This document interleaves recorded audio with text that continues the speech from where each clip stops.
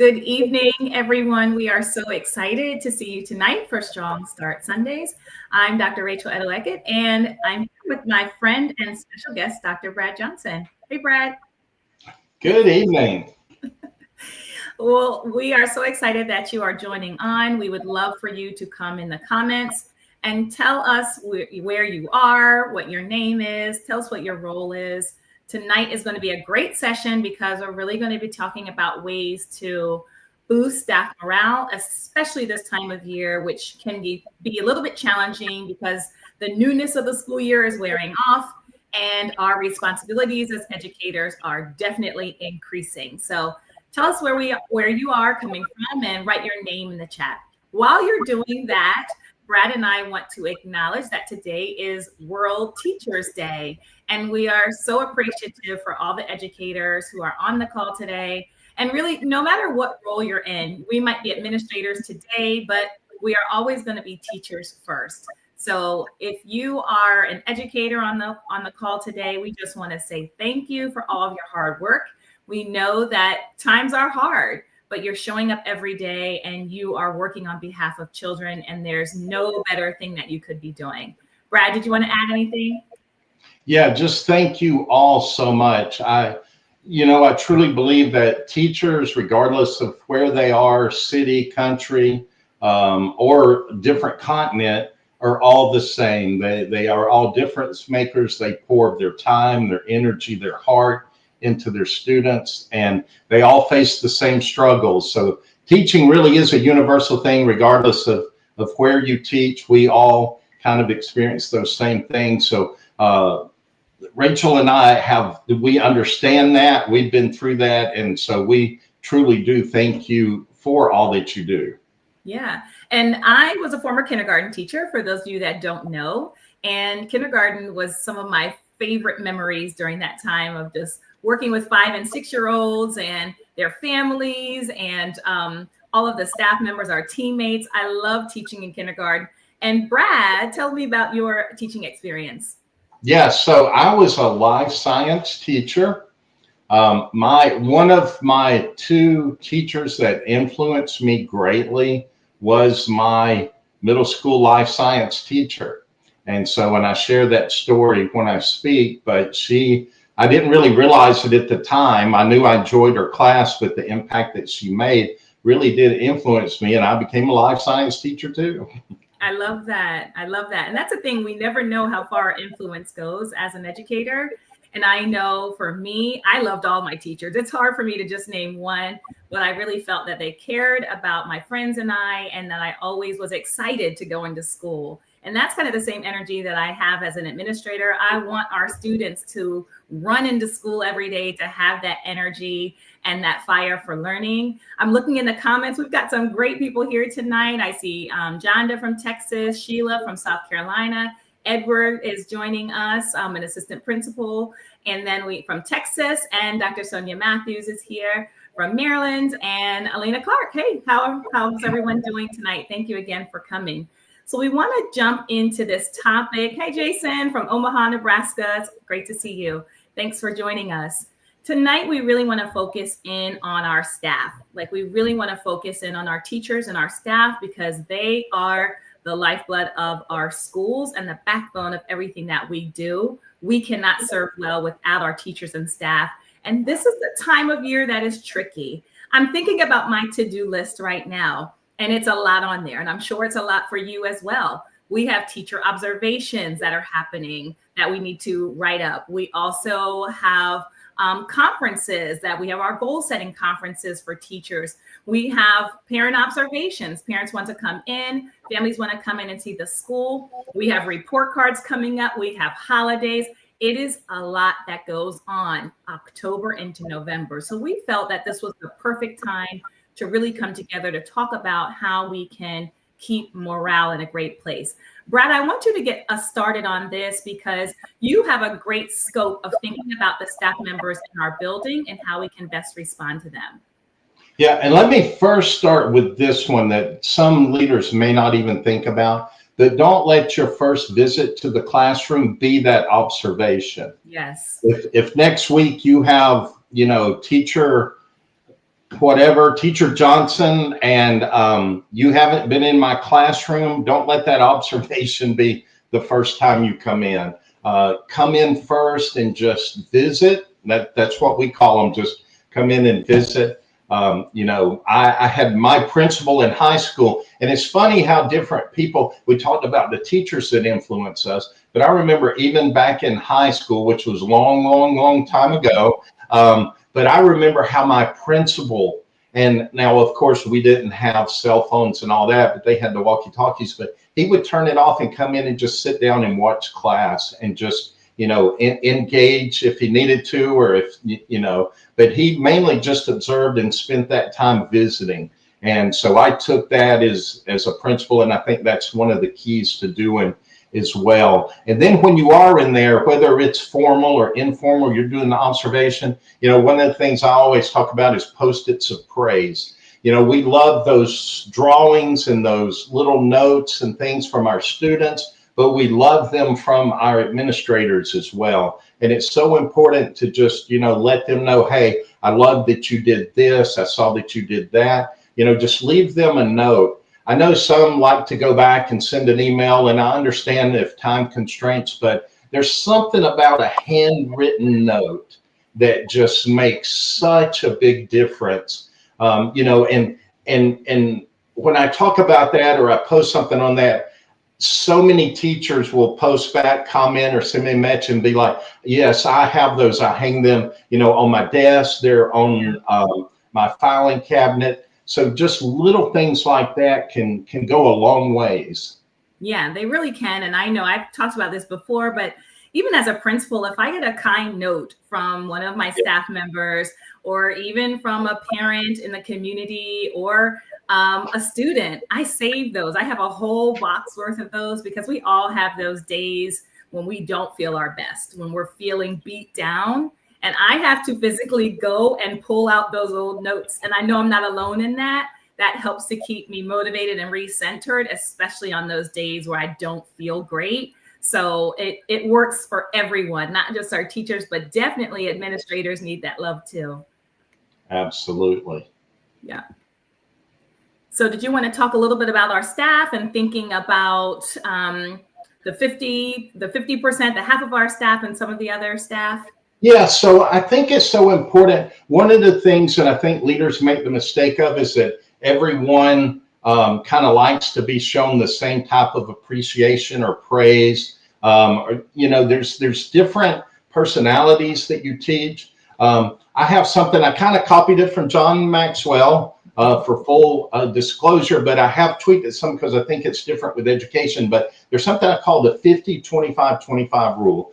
And what that means is if you're a leader and you're moving into a role, or you've been there a while, you probably can identify with this, but especially moving into a new role, about half of your staff is going to accept you as their leader. Because it's one of the things we talk about with relational intelligence is that teachers tend to be what's called high in agreeableness. We're kind, we're caring, we're empathetic. We value peace, harmony, cooperation. So when a new principal comes in, we kind of are, on board with them. We call it compliance. One thing we talk about is moving from compliance to connection, but they will follow you because of your role and your title. And so they're kind of easy to motivate and get going. But here's a big signal for you guys too. If that group becomes kind of passive aggressive, like maybe not as energized as they should be, maybe like rolling their eyes or saying, like sure thing when you ask them to do something, that's a big red flag. Sirens should be going off that maybe you're not connecting with your staff like you should. But when you do the things we talk about, when you have that small talk with them, when you do, show them that you care, when you do ask for input from them, they're going to move from compliance to commitment. And when you have a staff do that, it's a game changer for the culture. And then the next 25% is not falling right into place. They're not the ones that are like, oh, we'll follow you because you're a leader, but they're what I call the waiters.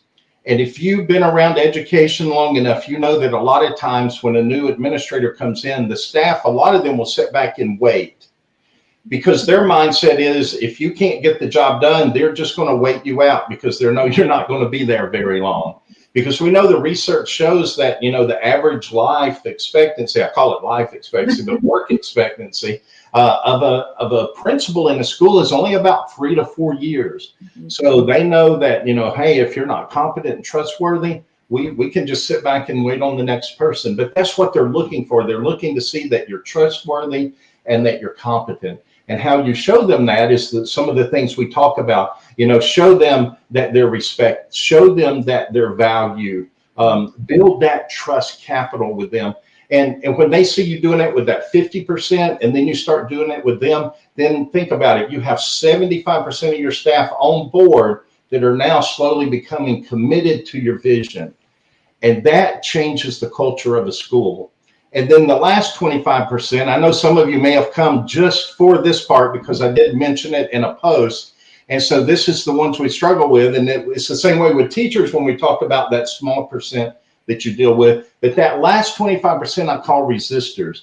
And they're the ones that may openly resist you, or they may, again, passively resist you. And they're the ones, and there may be a good reason for that. They may have had administrators that didn't treat them well, that never showed them respect and never valued them. So they may be coming from a place of lived experience. And then there's some that I like to call, just negativity.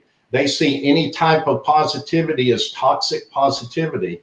And the thing about that, and I think that's important for leaders to understand, if you're not one that's genuinely used to giving praise and raising morale, let your staff know. One of the things teachers like is just authenticity and honesty.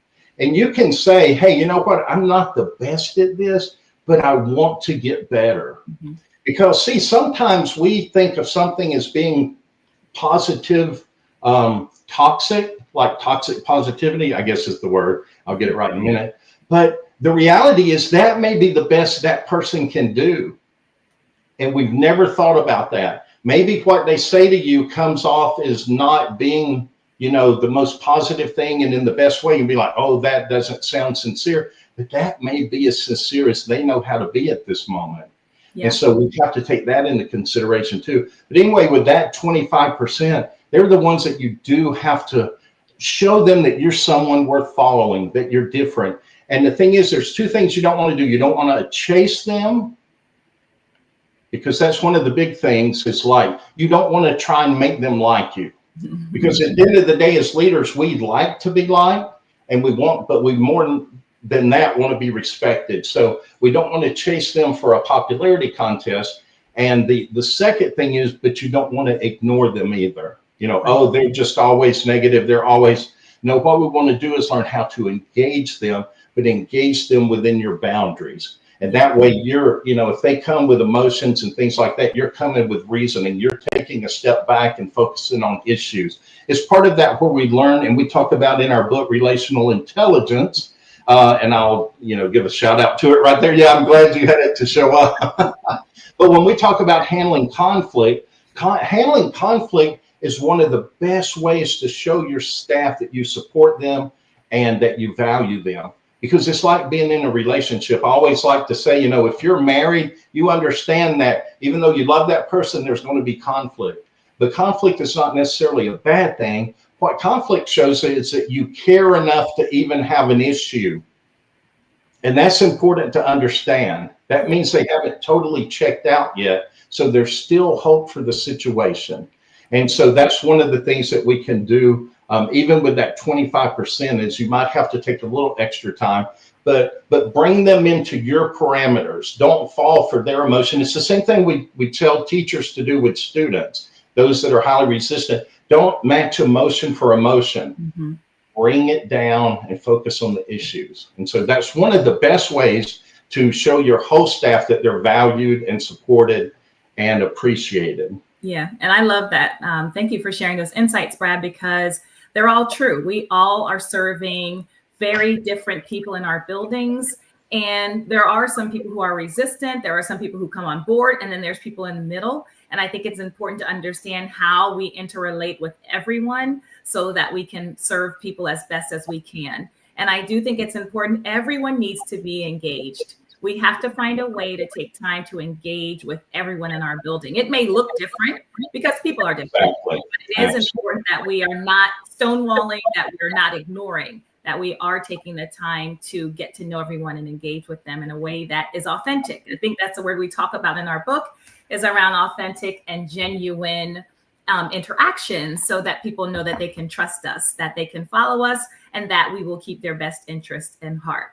So let's get into some more of the practical strategies all the time that we can use, but particularly now as we're in October and into November, and thinking about ways that we can help with staff morale. Because right now, this is what happens. The school year starts and we're like, yay. And then September, October hits, and then it starts going in that direction as we have more pressure, as we have more responsibilities, as things are being pushed down. So the first strategy I want us to think about is how we can prioritize the time of our staff. There's nothing more important than prioritizing the staff's time. And so one of the things I want us to think about as leaders is, can we review our calendar? You know, most of us make our calendar in the summertime, and we're adding all of the meetings that we know need to take place. And we're just putting them on the calendar, right? And there's not that much thought behind it other than we need to have that time on the calendar for this particular meeting. But as we're going through the school year, week by week, day by day, we can start to feel some shifts that are happening. And it might be that, okay, we have a meeting on the calendar for this meeting, but I want us to pause and reflect and think, do we have to meet for this particular meeting? And so when I say really reviewing our calendar, we need to do that, especially now. So if there is flexibility in how we can share a message, we should do that. If there is flexibility for shortening a meeting, we should do that. If there is a flexible way that we can cancel it, we should cancel it. You will always get points with staff for canceling meetings, especially if it's something that can be an email or can be shown in a different way, a different method. So it might be you're going to do a quick video instead of having your staff come together to hear that same message. It might be an email, or there might be something that's a following up with staff, but that they don't have to spend that time in the morning, because time is precious. Time is our most precious commodity, and respecting our teachers' time is number one. Another thing I'd like us to think about is, how can we model work-life balance? And I just had an opportunity to talk with school leaders, secondary school leaders in Columbia, Missouri this week. So shout out to any of those school leaders who may be on the call tonight. But, we had such a great time talking through how can we be more efficient in our jobs as leaders, as school leaders, and how can we model that for our staff? I know Brad and I feel very strongly about this. We cannot serve anyone else well unless we are taking care of ourselves. And one of the best ways that I've asked my colleagues, and just in talking with them, is making sure that we're not sending emails to our staff off hours or after work hours or on the weekends. There's that pressure when you see an email from your principal or your assistant principal, you want to open that email. But we really need to think about, do we need to send it at that time?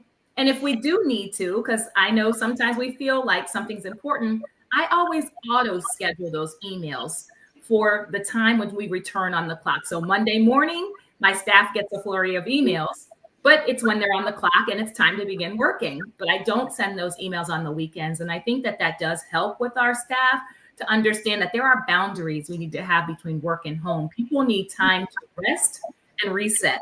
I'm a former Division I athlete, and I believe in recovery time. I believe in the power of taking that break that we need so that we can come back refreshed. Brad, did you want to add something there? Yeah, I was going to say, and here's a tip, I'll call it a pro tip, that you can do that will help you as a leader remember. And what it is to have your staff set their emails where when it's off hours, that it kicks back to you and says that, we honor our staff's time. They don't have to check emails during off hours. And so if you send that email, but then you get 50 or 100 that kick back that say that, you'll remember, hey, you know what? I need to value their time. I don't need to send it in off hours. And it's just a great little reminder for you to, hey, don't do that, because they will. We know that teachers, we talk about them being high agreeable, but they're also highly conscientious. So they're thinking, if you send me an email at 8 o'clock at night, it must be important and I need to read it. Yeah. And it isn't that important. Right. It's never that important. And so, just like you were saying, Rachel, honor their time, especially that off time. It's and we talk about, and I'm like, it really even goes beyond like work life balance, but it really is about priority.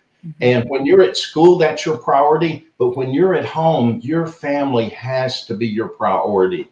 And if that's not the case, then we know that you're not going to be your best at either at work or at home if you don't put those priorities in place. So absolutely, I agree with you. Yes. And we have an entire chapter 9 is dedicated to ways to take care of ourselves as leaders. And one of the things I always also impress upon school leaders is that it may not be perfect. You may not be doing everything correct in this area, and that's okay. Nobody is perfect, but we can make shifts to improve. So if we see that something is out of balance, or, oh, I've sent a couple of emails after school hours, we can stop that behavior. We can change at any time. We can add time for our families on our personal calendars and honor that time.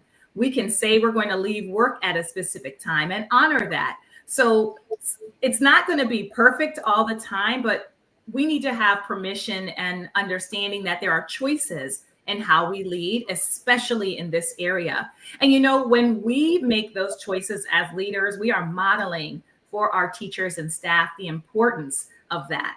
And so I have seen a shift in school cultures where I was go, go, go, and the staff was go, go, go. And the minute that I slowed down and communicated why I was slowing down and how I was going to be shifting my energy during the school day and off hours, then they slowed down and did that shift. So I never want you to forget how influential you are as school leaders, how the choices that we make can really positively impact everyone that we serve. So I just want to share that with you. We're not perfect, but we can always make small shifts to improve in this area. Yeah, and I definitely want to add to that, because if you think about principals especially, but when people move into leadership roles, we've always been told that, no one should work harder than you. Mm-hmm. And so that's kind of ingrained within, especially people that want to move into leadership roles and go to that next level.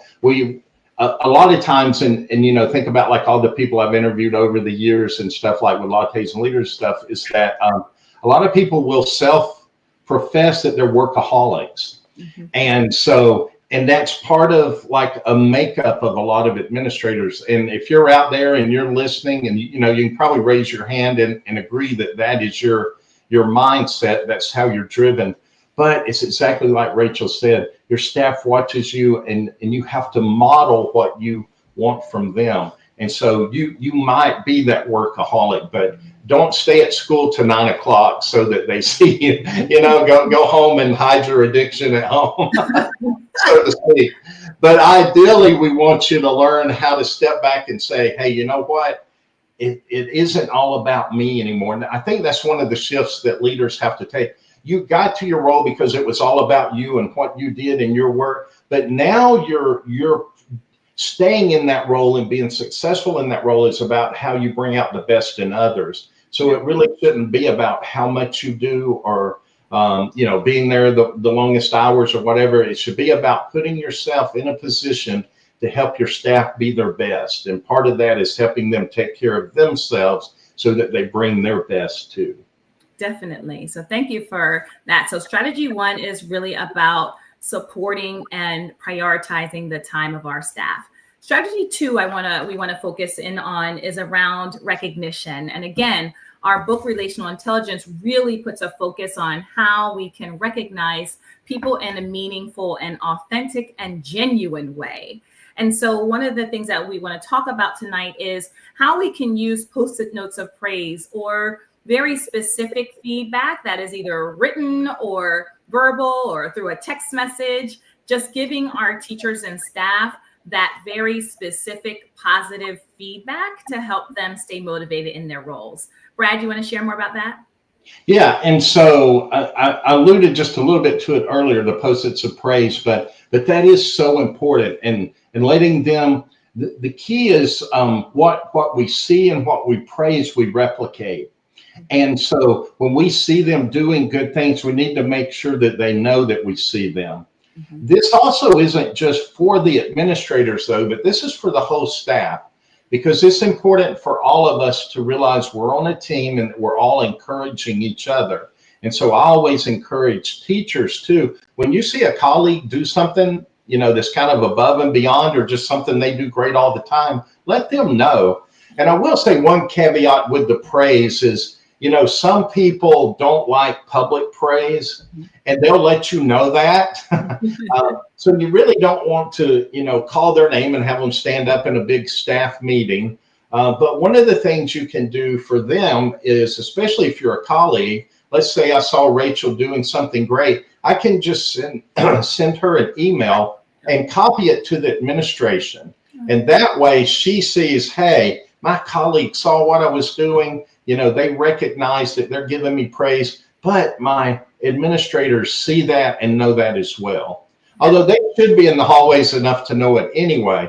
But there are some, teachers, again, that maybe tend to be high-gribbled, that don't like, to be pointed out or, praised in public like that. And then there's some that do. And so go at it, be that, I call it lead out loud, do more with your actions and encouraging and praising and appreciating than anything that you ever say.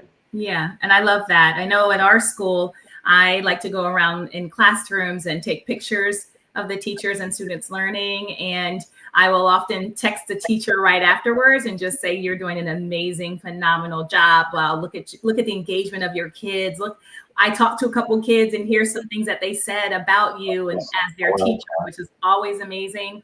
And then I also send it out. We have a Friday email that I like to send, just celebrating things around the school. And I can also share things there more publicly. And so those are just two simple things that you can do just by using your phone, just being active and out and about around your building so that you know what's going on, first of all, but also that you can use that as a way to celebrate. Another thing that we can do to help boost the morale is having teachers recognizing each other. So at our school, we have a shout out board. It's right in our copier room, and it's simple, a pen and little pieces of paper that say shout out.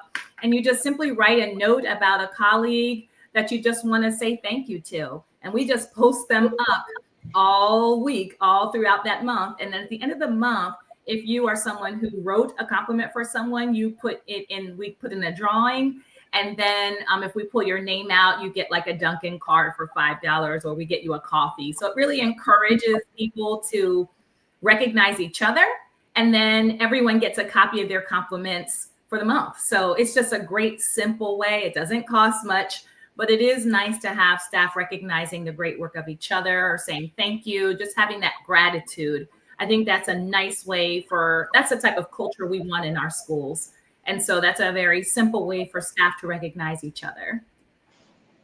Yeah. Yeah. And also when we talk about, just the appreciation and praise, one of my big things that I always say is that you lead in the hallways more than you ever do in your office or in a meeting. Yeah. And so, one of the things, we talked about, I don't think we've really talked about tonight, but building that trust capital. And that is just taking the time to have small talk with your staff. If they have a student that's, in band or maybe in a play or maybe in a sport, take the time to ask them how they're doing. It's so important for us to see our staff as human beings before we see them as professionals. And the research is pretty clear on this. When you take that time to interact with them and value them as a person, that's more important than you valuing them as a professional. And it builds trust at a greater rate and greater capacity than it does than just focusing on them as a professional as well. Yes, that is so true. My favorite administrators always saw me as a person first. And I love that. And I always remembered them for that. So that's the type of leaders we want to aspire to be, is knowing that people are more than our jobs, that we're more than our roles in school, that we have lots of different experiences and things that make us unique. as people. So I think honoring people is number one, people's families, their kids, their pets, their outside activities and interests. All of that is really important. So we've talked about strategy one around prioritizing and protecting the time of staff. We also talked about how we can recognize staff. And for third strategy, I want us to focus on how we can empower our staff to be decision makers. So really just not having that top down, I'm the principal, I'm the assistant principal, here's what we're doing. Having an opportunity for staff to have input in how our school is run, or especially if there are some issues or problems, having the staff come together to work on some of those things. So one of the things that I always will advocate for is anonymous surveys. And I know people have different feelings about anonymous surveys, but I truly believe it is important for administrators to get feedback from our teachers and staff if we want to get better in our roles. And every time I've done these surveys, I do them every year. I do them right around this time of year in the fall, because I think it's still fresh on everyone's minds. What are some things that are going well? What are some things that can be improved? And is there anything else you want to tell me? 3 questions, but all powerful in their own way. So I always suggest that leaders take that time to give that survey to staff, and then you actually can pull people together to work on some of the things that they've identified that need improvement, because often it's logistical things that are causing some stress for people. It may be some processes that are causing stress. So if we can bring people to the table based on their own feedback survey, that's very powerful.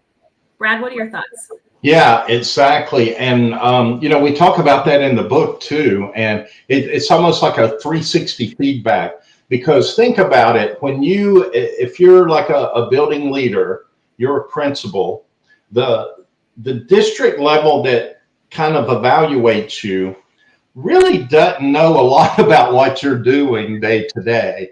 They know you're in the building and it hadn't blown up or something, or whatever, and you haven't fired your whole staff, but they really don't know your leadership capacity, but your staff does, and they're with you every day. And this is kind of also where it's important to know who your staff is, because when you get that feedback, even though if it's anonymous, you kind of know if that 25% that are resistors that complain all the time, they're going to say the same things on the feedback. But when you hear things that maybe you don't hear all the time, or that's in a way that's, a little bit more constructive and input, that's something to take to heart and to really, reflect on. Because we aren't perfect, and we do lead a group of people that are very different. And so we do have to understand that, maybe their needs are different. Maybe they see things different. And so it's so important to get that feedback, because at the end of the day, your goal isn't to be judged by them on whether you're worthy to be leader, but what you want is to get that impact from them to help you become the best leader that you can be. Yes. And that should be your goal. We always, and our book ends on, at the end of the day as a leader, how the goal, the key to leadership, and if you're a successful leader, is if you leave them better than you found them. And how can you do that if you don't know them well enough to help them become better? Yeah, and ourselves as well, right? So helping us to be better. And I think that vulnerability goes a long way. And I know, again, it's uncomfortable to ask people for feedback, but every time I have asked for feedback, I have received good feedback and things that I needed to do to get better. And there were some blind spots. That's what I like to talk about. We don't know everything. We don't see everything. We might have a perception of things, but when you are opening it up to feedback from your custodial team members, to your support staff, to your classroom teachers, to your secretaries, you just hear more. You have that opportunity. And again, every time I've done it, the staff will typically say, I've never had that opportunity. I've never had a principal ask me for feedback. That means something to me. And not everyone is going to answer. So I want to be clear about that. Not everyone is going to answer because they may not feel comfortable answering. But the fact that they had an opportunity to answer goes a long way in building that relationship. Yeah. But this is where building that trust with them comes in. Yeah. because if they trust you enough, they will respond. And see, that's an indicator of your leadership as well. If no one responds, that's a big red flag for you to understand that they don't trust you enough to even send something in anonymously. So there's always perspective to everything. And so, if 90% of your staff turns it in, even if, like Rachel said, there's blind spots or whatever, at least they feel comfortable enough and trust you enough to share that. And that is a huge reflection of your leadership in and of itself. I love that. I love that distinction, because it's true. That's so true. And then last, we do talk about this in our book as well, but we have to support our teachers and staff's autonomy. We have great people on our staff. We have professionals on our staff, and micromanagement kills morale. And we talk about that a lot in our book. So we do not want to micromanage the adults in our building. We have to trust that they are professionals, that we as leaders have communicated our expectations, that we're in our buildings out and about so that we know what is going on. But micromanagement really wears on people. And so I want to encourage you, if you are a micromanager, to try to make some shifts in your leadership, to take a step back and really start to trust, or working through other people. So you might work through your team leaders, because that's a peer that can also support throughout the school, instead of you as an administrator always being on top of your teachers and staff. So that's something else we wanted to lift up in our book, because micromanagement does not work well for competent adults in the building. Absolutely. And in fact, it's like we talked about earlier. When you move into a leadership role, it's not about what you can do anymore. It's about what you help them do and become. And so micromanagement actually just destroys that, because you have a staff that's grown adults. It's one of the reasons that a lot of professional development, and I'll step out here just on this limb for a minute and hopefully not knock myself off, but a lot of professional development is the same way, and why a lot of teachers and educators don't find it valuable is because they are talked to like their children or like their students. And it goes back to that pedagogy. And so when you move, if you were a teacher and you become an administrator, you have to take that part of pedagogy of how to teach children and put that aside. And there's a word called andragogy, which is how that you teach adults. And how you do that is you're coming from a place of respect, of valuing them as a professional, of understanding the strengths, the experience, the expertise, and the passion that they bring. And that's how you get the best out of them, not by talking down to them or at them like that you would before. And so as a leader, and even those of you that may be in professional development, it's so important to understand that you're dealing with adults. They no matter what role in the building, but they're adults, and the best thing we can do is respect them. And, like Rachel said, give them autonomy, trust them enough to do their job, and it'll make your job a lot easier as well. Yeah. So we've talked about some pretty big rocks tonight, and we've talked about prioritizing the time of our staff members. We also talked about having intentional positive feedback for staff to boost morale. And finally, we talked about empowering staff so that they have a voice in decision making.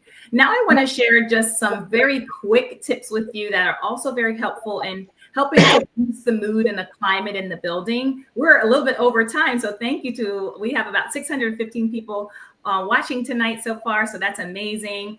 We're going to end with some very quick things that you can do. They've been successful in my school, and other schools, of course, have great ideas. And if you have other ideas, I'd love for you to put them in the chat so that we can lift them up. But here are some things that have worked very well to help boost mood kind of quickly.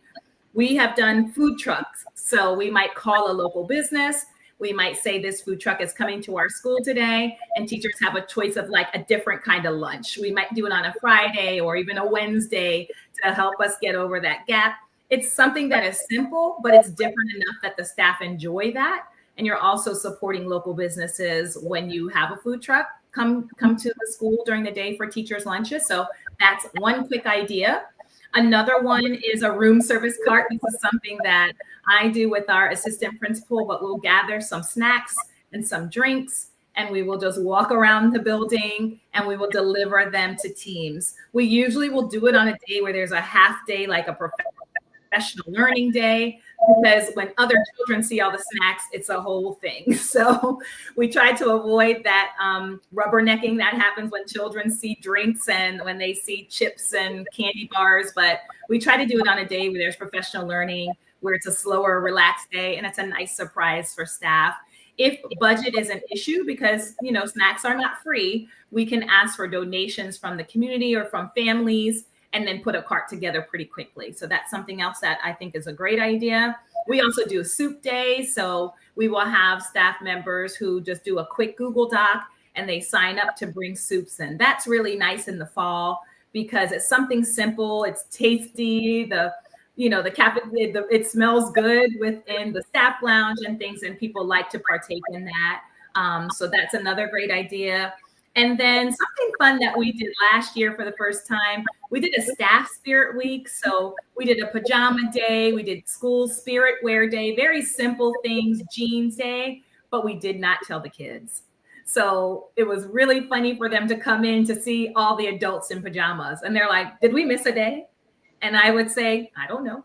And so that was like a running inside joke, or all the teachers wore black one day. So they're like, wait, everyone is a twin. What's going on here? So just simple things that you can do to kind of boost morale. That's fun. We want to lift those ideas up. In addition to the big rocks, I'm calling those the big rocks. Those are things that should be happening throughout our schools on a daily basis. But there are some other things that we can push in that also help to move the climate in our buildings. Brad, anything else you wanted to add before we get ready to close? I was just thinking, you talked about using the community. Man, if you can get someone to come in like during their lunchtime and give neck massages. Yes. Or, maybe a foot massage or something. I don't know if the teachers would like that, but, I know a lot of principals that do that and have them come in, on a day and just give them 5 minutes, 10 minutes or whatever. Just little things like that let them see that you care, that you value them is just so important. When I would visit a teacher, even if it was informal, I almost always knew everybody's coffee of choice. That's why I like everything I do and talk about has something to do with coffee or lattes. But I would always bring them coffee or latte, just little things that show you remember them, what they like, and give them time to go to the bathroom if they need to. Yes, that's another good one. How important that is sometimes. Yes, if you have time, we definitely want, and it's really nice to give teachers the gift of time. If we can cover their class, even just for 20 minutes, give them extra time to work on planning or to use the bathroom. I will often go in and say, can I do a read aloud with your class for 10 minutes? And I really value that time because that gets me closer to teaching, which is what I love to do. But it also gives teachers a little bit of break, because sometimes they say, I need 10 minutes to make a phone call, or I need 10 minutes to use the bathroom, or let me check in with another teacher for 10 minutes. So that goes a very long way in our teachers' morale. And it's something that is doable for us. We're not saying we're going to cover your whole class for 90 minutes, because that's not doable as an administrator, but we may have 5 to 10 minutes to spare that we can really support someone. So we are just so thankful. There are now 650 people on the call tonight. We have gone over, but we hope that you're walking away with some great